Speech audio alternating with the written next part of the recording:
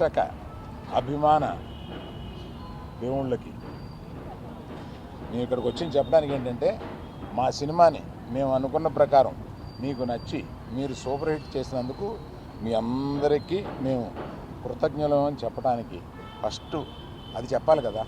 అందువల్ల వాళ్ళ సాయంత్రమే ఇది పెట్టుకుని మేము మా ఆనందాన్ని మీతో పంచుకుందామని, మా కృతజ్ఞత మీతో చెప్పుకుందామని ఇక్కడ చేరాం.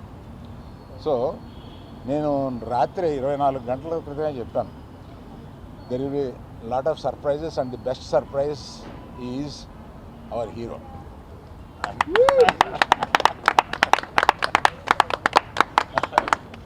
అంటే మామూలుగా దొళ్ళగొట్టాడు సినిమాలో. అందుకని ఇప్పుడు మాకు ఇంకో హీరో ఉన్నాడు, అతను దేవిప్రసాద్.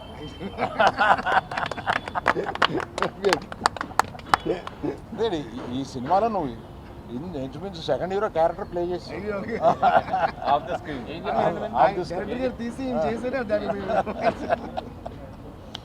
సో నన్ను వీళ్ళని వాసుని అందరినీ ఆడించేవాడు ఇలా ఒకడు ఉంటాడు. ఇతను మా తండ్రి, ఈ అందరికి మాకు తండ్రి ఇతను. అందుకని మమ్మల్ని అందరినీ ఆడించి ఈ లెవెల్కి తీసుకొచ్చాడు. Thank you very much. మొయ్యగల కనపడతావు కానీ మొయ్యగలవు. శ్యామ్ దత్ గారు, మీరు చూపించిన రంగులు, మీరు చూపించిన వాటరు జనానికి వచ్చి తగులుతుంది. అలాగే అది చేశారు.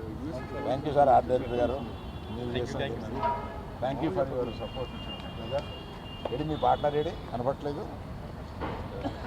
వాసు వాసు వాసు కొట్టండి అందరూ.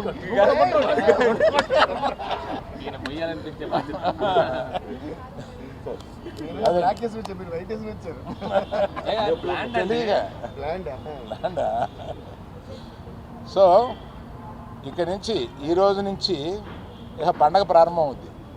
ఎక్కడ ఎవరు ఇంట్లో కూర్చోవాలని ప్లాన్ చేయట్లేదు, ఇక దేశం మీద పడి బయలుదేరుతారు ప్రమోషన్కి.